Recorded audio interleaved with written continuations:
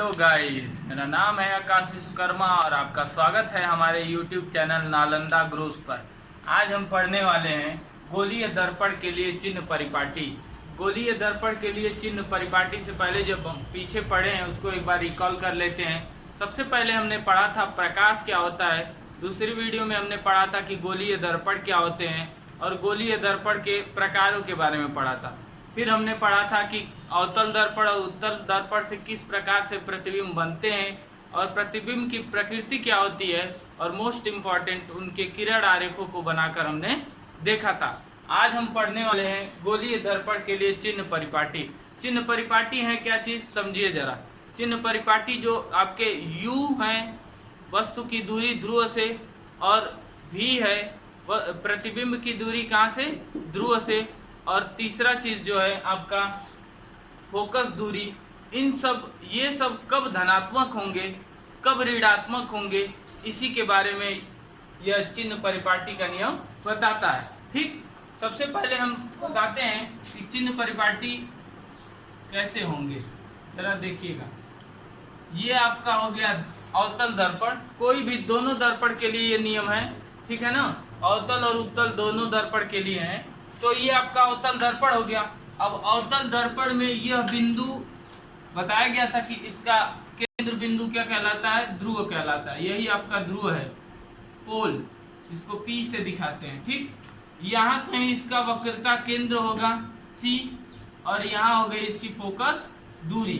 तो बताया गया था ध्रुव और फोकस के बीच की दूरी को क्या कहते हैं, फोकस दूरी। और यहाँ से यहाँ के बीच की दूरी को हम क्या कहते हैं, R।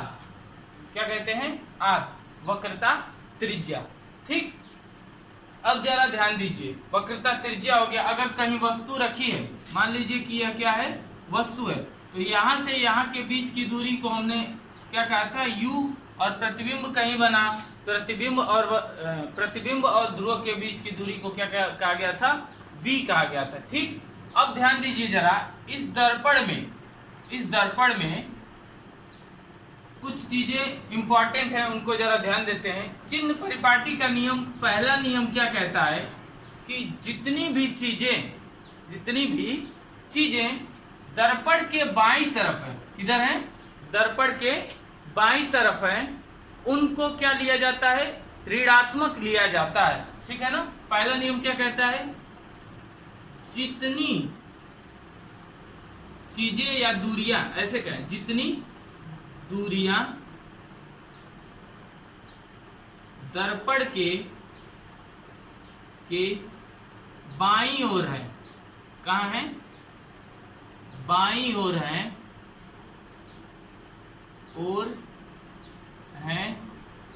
उन्हें हम ऋणात्मक लेते हैं। उन्हें कैसा लेंगे, ऋणात्मक लेते हैं। ठीक, उन्हें कैसा लेंगे, ऋणात्मक लेंगे। दूसरा नियम क्या कहता है, सभी दूरियां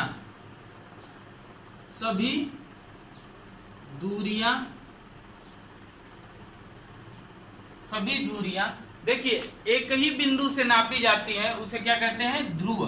ठीक है ना। सभी दूरियां एक ही बिंदु से नापी जाती हैं, जिसे क्या कहते हैं, ध्रुव कहते हैं। तो सभी दूरियां ध्रुव से मापी जाती हैं,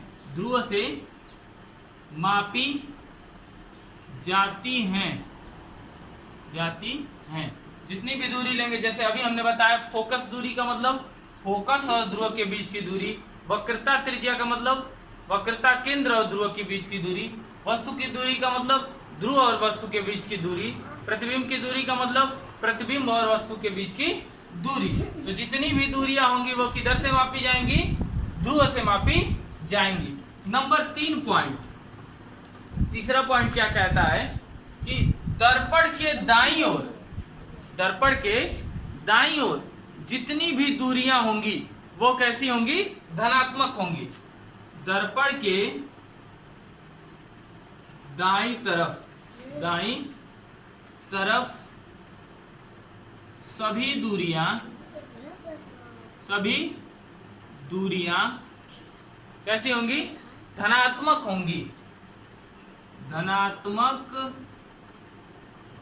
होंगी, ठीक है ना।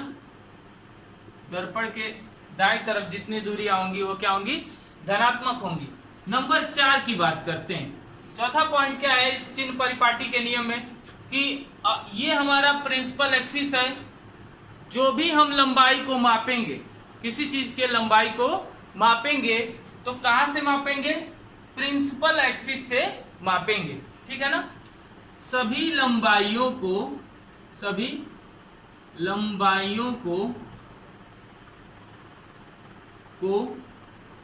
किससे, मुख्य अक्ष से मापा जाता है, मुख्य अक्ष से मापा जाता है,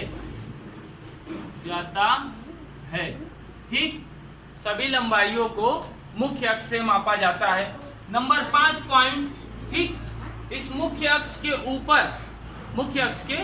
ऊपर जितनी लंबाइयां मापेंगे वे सभी धनात्मक होंगे। वो कैसे होंगे, धनात्मक होंगे। और मुख्य अक्ष के नीचे जितनी लंबाइयां नापा जाता है वे सभी कैसे होंगे, ऋणात्मक होंगे, ठीक है ना। मुख्य अक्ष के ऊपर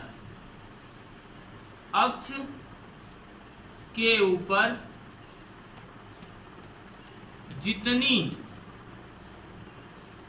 लंबाइयां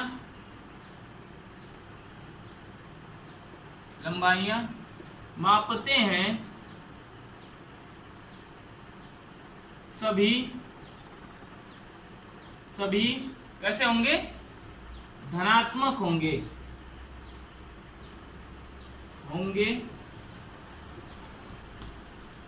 ठीक। और नीचे कैसे होंगे तथा नीचे ऋणात्मक होंगे, कैसे होंगे, ऋणात्मक होंगे, ठीक, ऋणात्मक होंगे, ठीक है ना। जैसे जरा बात करते हैं कुछ दूरी और लंबाइयों की बात करते हैं। तो अगर आपसे पूछा जाए पहला चीज, वस्तु की दूरी कब धनात्मक होंगी, वस्तु की दूरी कब धनात्मक होंगी, वस्तु की दूरी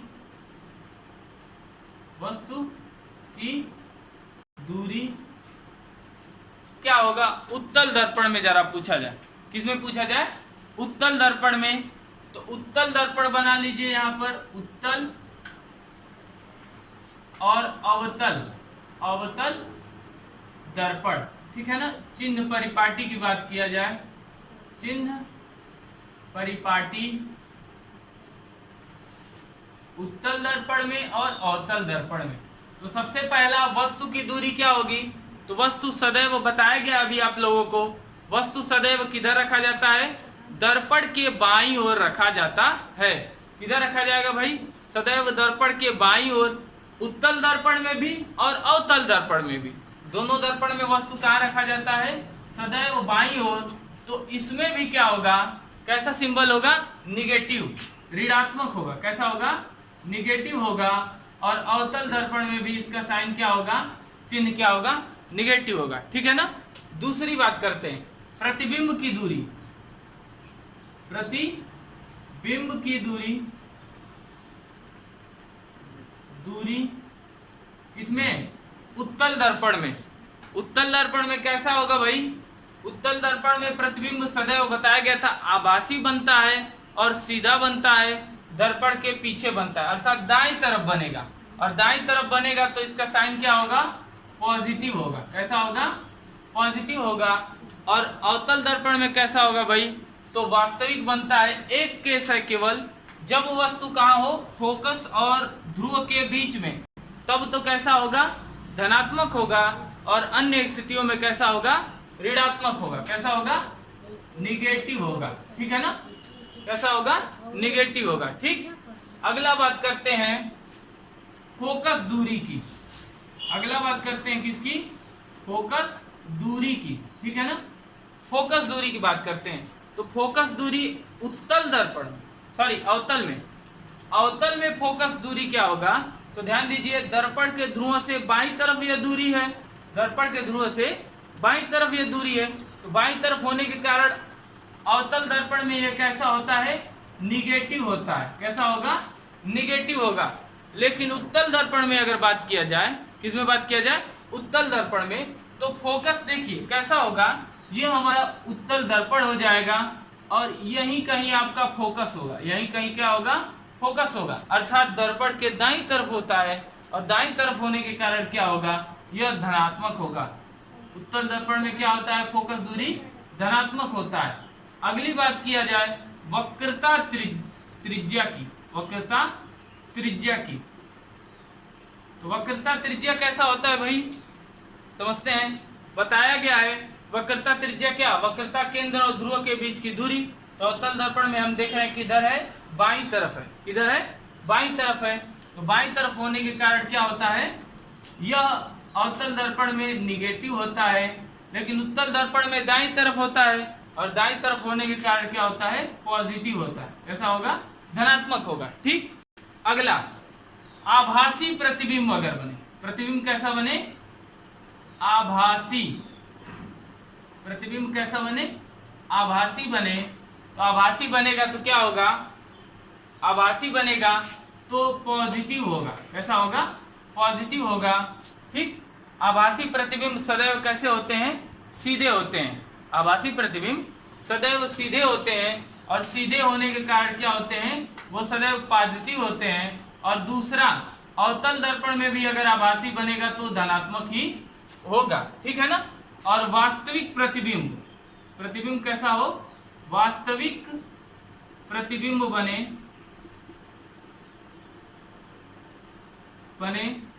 तो क्या होगा साइन उसका, तो निगेटिव होगा।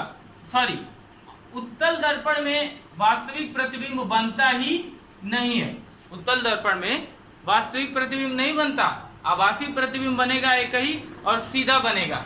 अवतल में बनता है, अवतल में बनेगा तो उसका साइन कैसा होगा, निगेटिव होगा। ठीक है ना। तो मुख्य रूप से इतने ही चिन्ह परिपाटी हैं आपके, इतने चिन्ह परिपाटियों को जरा ध्यान से समझ लीजिए। एक बार थोड़ा सा रिकॉल कर लेते हैं, फिर आगे बढ़ा जाएगा। पहला नियम क्या है कि जितनी भी चीजें हैं, जितनी भी दूरियां हैं, वो किससे मापेंगे, हम ध्रुव से मापेंगे।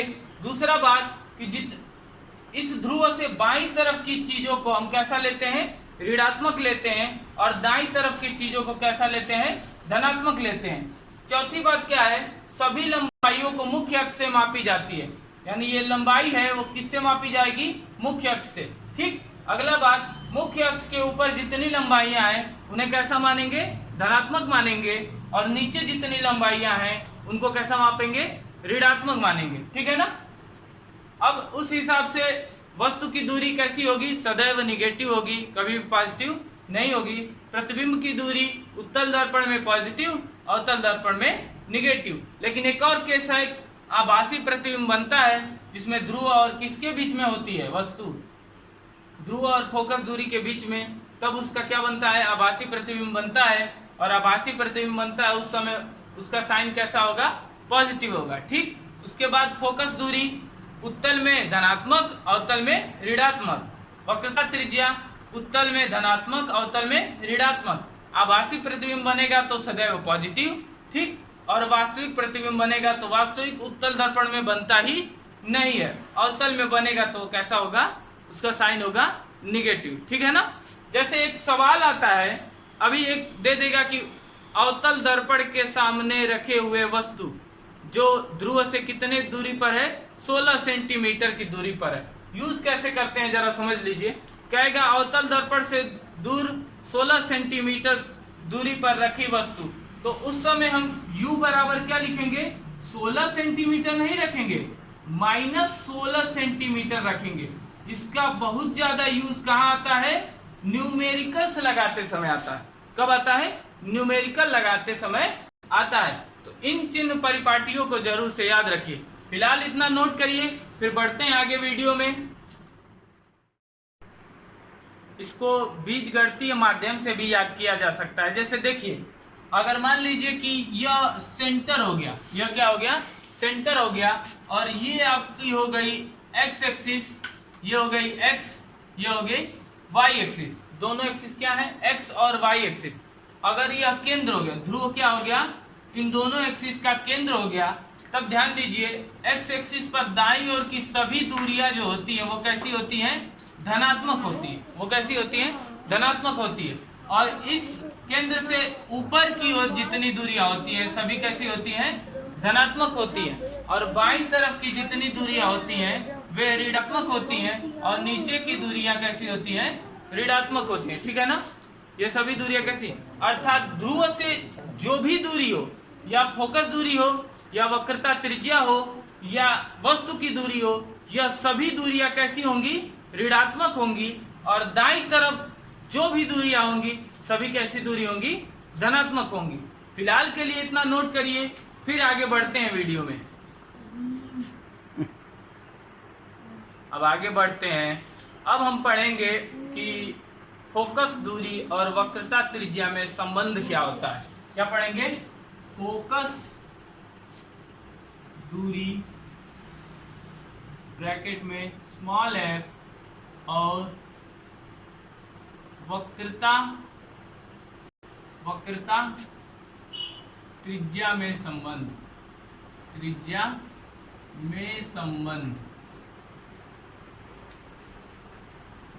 ठीक। फोकस दूरी और वक्रता त्रिज्या में संबंध। तो फोकस दूरी जो होती है वक्रता त्रिज्या की आधी होती है। क्या होता है संबंध इसमें, फोकस दूरी वक्रता त्रिज्या की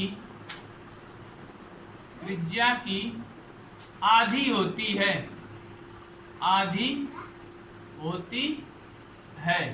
ठीक है ना, आधी होती है। R बराबर क्या होता है, F बराबर जो होता है R/2 होता है। क्या होता है, R/2, अर्थात फोकस दूरी वक्रता त्रिज्या की आधी होती है। देखिए क्लास 10th में इसका डेरिवेशन नहीं है। अगर आपको जरूर ऐसा लगता है कि हमें डेरिवेशन भी सीखना चाहिए तो कमेंट बॉक्स में जाके कमेंट करिए, उसके लिए हम अलग से एक वीडियो बनाएंगे। फिलहाल इसका डेरिवेशन आपके सिलेबस में नहीं है, तो आपको इतना ही सूत्र याद करना होता है। इस पर कुछ सवाल आते हैं, जैसे सवाल आ जाएगा कि बताइए अगर किसी दर्पण का वक्रता त्रिज्या 30 सेंटीमीटर है तो उसकी फोकस दूरी क्या होगी। तो वक्रता त्रिज्या R बराबर दे दिया कि 30 सेंटीमीटर, तो बताइए कि फोकस दूरी क्या होगी। तो फोकस दूरी बराबर क्या होता है, R/2, तो हो जाएगा क्या 30/2, तो हो जाएगा कितना, 15 सेंटीमीटर। ठीक है ना, ऐसे ही आ जाएगा, इनके बीच यही संबंध है। फोकस दूरी वक्रता त्रिज्या की क्या होती है, आधी होती है। ठीक, अब बात करते हैं, यह तो एक संबंध हो गया किसमें, F और R में।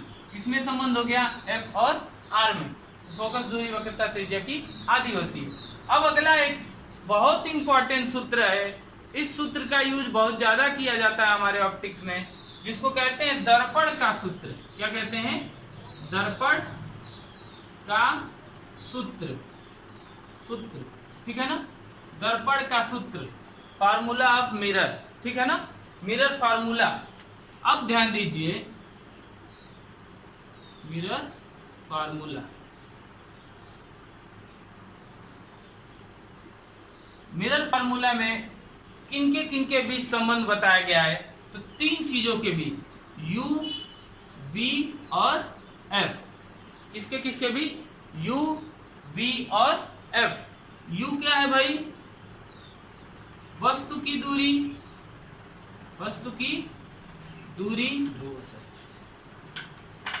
ठीक, कहां से, ध्रुव से, ठीक। V क्या है, प्रतिबिंब की दूरी, ये भी वहीं से मापी जाती है, सभी दूरियां वहीं से मापी जाती हैं। और F क्या है, फोकस दूरी, ठीक है ना। सूत्र क्या है, जरा ध्यान दीजिए, सूत्र है 1/u प्लस 1/v बराबर 1/f, 1/u प्लस 1/v बराबर 1/f। इसका भी डेरिवेशन आपके सिलेबस में नहीं है, सूत्र याद कर डालिए, इस पर बहुत न्यूमेरिकल आते हैं, ठीक है ना। 1/u प्लस 1/v बराबर 1/f, ठीक है ना। अब ध्यान दीजिए, चिन्ह परिपाटी इनके हिसाब से क्या होते हैं, अब देखिए, ध्यान दीजिए, यह जो सूत्र है वह दोनों दर्पण के लिए, किसके लिए? उत्तल दर्पण और अवतल दर्पण, अवतल दर्पण दोनों के लिए, ठीक है ना। ये मत सोचिएगा कि उत्तल दर्पण के लिए अलग सूत्र होता है, अवतल दर्पण के लिए अलग। दोनों विधियों से इनको क्या किया जाता है? प्रूफ किया जाता है। अगर आपको इच्छा होगा कि इसका प्रूफ देखें तो कमेंट बॉक्स में जाइए, कमेंट करिए, इसका प्रूफ हम आपको करके भेजेंगे, ठीक है ना। अब आगे बढ़ते हैं, यह दर्पण का सूत्र हो गया। अब इस पे कुछ न्यूमेरिकल्स आते हैं। न्यूमेरिकल जरा सुनिए और कॉपी में नोट करते रहिए साथ में। न्यूमेरिकल क्या है कि किसी वस्तु को किसी अवतल दर्पण के सामने, किसी वस्तु को किसी अवतल दर्पण के सामने 20 सेंटीमीटर की दूरी पर रखा गया है। कहाँ रखा गया है? 20 सेंटीमीटर की दूरी पर रखा गया है। और 20 सेंटीमीटर की दूरी पर रखने पर वस्तु का प्रतिबिंब कहाँ बन रहा है, इसी को ज्ञात करना है। यदि उस दर्पण का क्या दिया हो, वक्रता केंद्र दिया हो, सॉरी वक्रता त्रिज्या दिया हो, कितना दिया हो? 20 सेंटीमीटर। अगर आपको आर का मान दे दिया कितना? 20 सेंटीमीटर, और दे दिया है कि वस्तु कहां पर हो? 20 सेंटीमीटर पर है, तो ज्ञात करिए कौन सा दर्पण है भाई? अवतल दर्पण। तो अवतल दर्पण में हमें ज्ञात क्या करना होगा कि प्रतिबिंब की दूरी क्या है।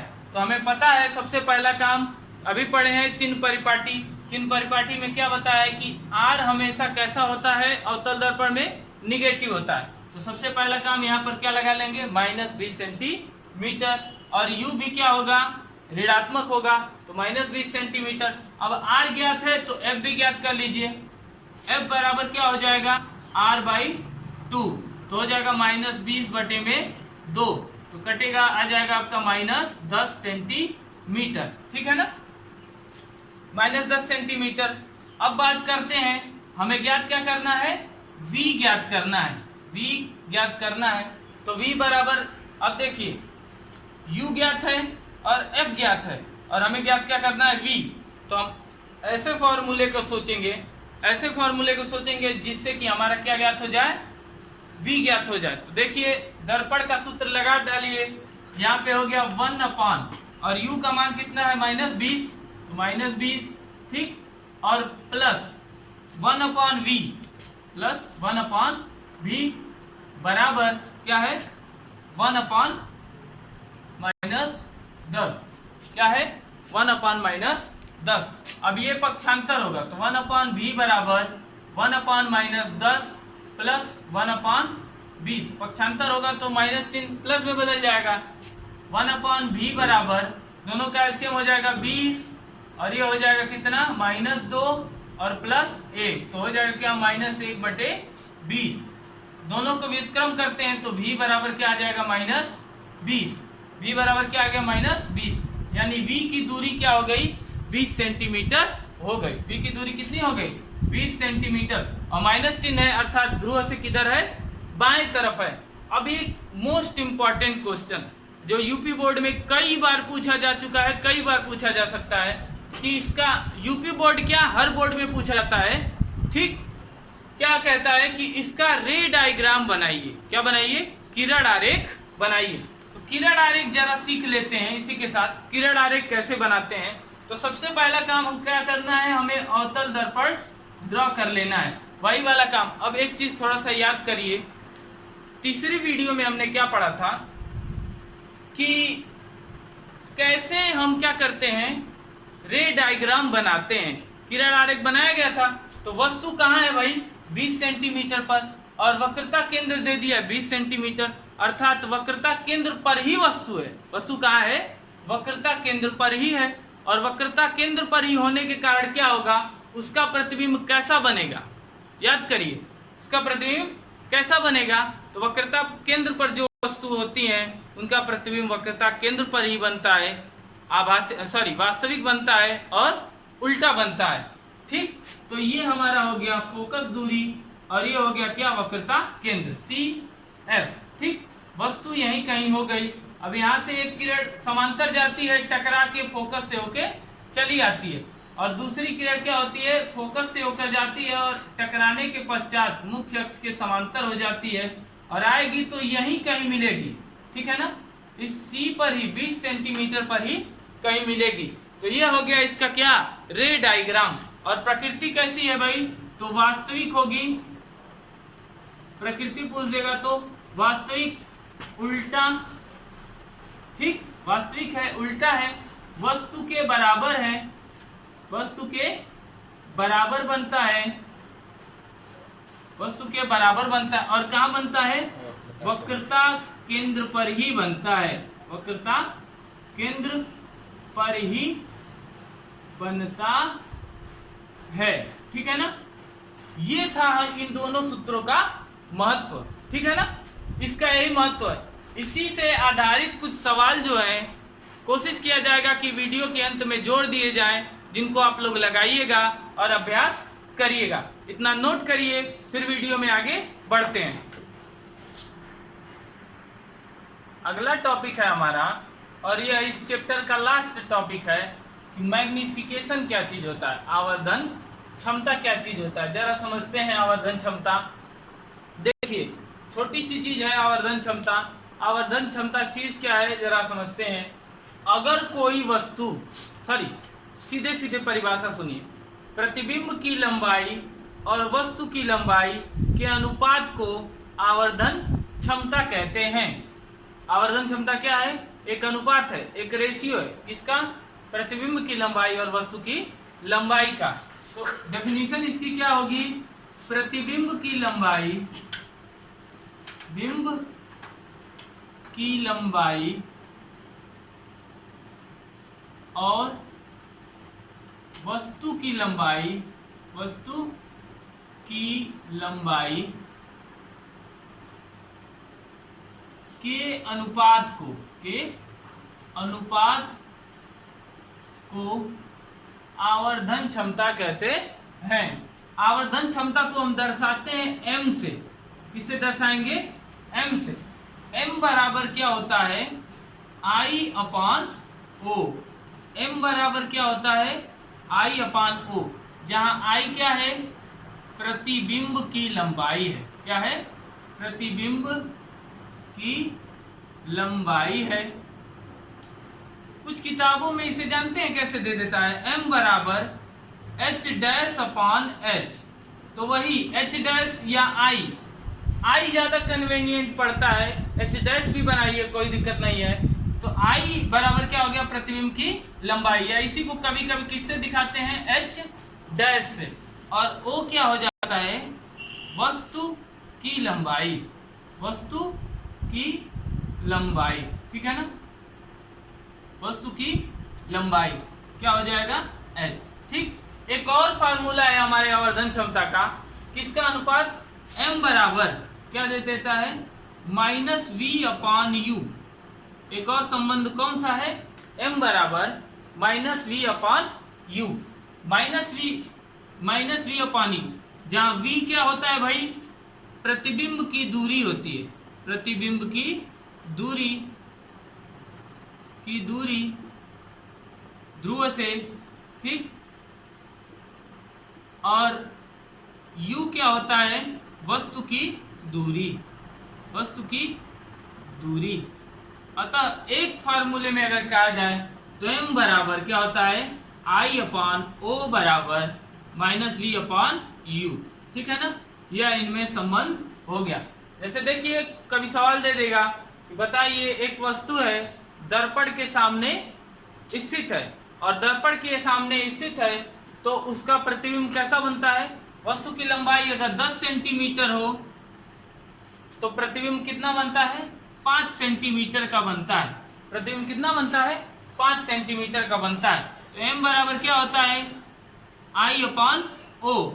I बराबर कितना दे दिया, 5 सेंटीमीटर, और O बराबर कितना दे दिया, 10 सेंटीमीटर दे दिया। तो 10 सेंटीमीटर दे दिया तो I कितना हो गया, 5/10। तो आ जाएगा आपका आंसर 0.5। इसका क्या हो जाएगा, आंसर हो जाएगा मैग्निफिकेशन। अब देखिए, मैग्निफिकेशन एक अनुपात है, एक रेशियो है, ठीक है ना, और एक अनुपात होने के कारण इसका कोई मात्रक नहीं होता है, ठीक है ना, इसका कोई मात्रक नहीं होता है। तो जनरली क्या हो गया, आवर्धन क्षमता एक अनुपात हो गया। किसका अनुपात हो गया? प्रतिबिंब की लंबाई और वस्तु की लंबाई का अनुपात। ठीक, अब ये चैप्टर समाप्त होता है। अब छोटी छोटी कुछ बातें जरा सुन लेते हैं। देखिए, अवतल दर्पण के उपयोग, अवतल दर्पण के उपयोग किताबों में खोजेंगे तो भी मिल जाएगा। वैसे कुछ उपयोग क्या होते हैं? दंत चिकित्सा में होता है, कान के इलाज में होता है और गले के इलाज में होता है अवतल दर्पण का उपयोग। ठीक है ना। उत्तल दर्पण का उपयोग वाहनों के साइड मिरर में होता है। जो वाहन होते हैं उसके साइड मिरर, जो किनारे पीछे देखने वाले शीशे लगे होते हैं, उसमें उत्तल दर्पण का प्रयोग होता है। ठीक, अवतल दर्पण के उपयोग की बात करें, सोलर कुकर में भी अवतल दर्पण का उपयोग किया जाता है, क्योंकि प्रकाश की किरणों को अवतल दर्पण क्या करता है? इकट्ठा करता है और एक पॉट पर ले जाकर केंद्रित करता है। ठीक है ना। तो इन चीजों को आप लोग याद कर लेंगे किताब से देख के। फिलहाल ये चैप्टर खत्म हो गया। अगला चैप्टर रहेगा आपका रिफ्रैक्शन, अपवर्तन। मिलते हैं अगले वीडियो में, तब तक के लिए गुड बाय।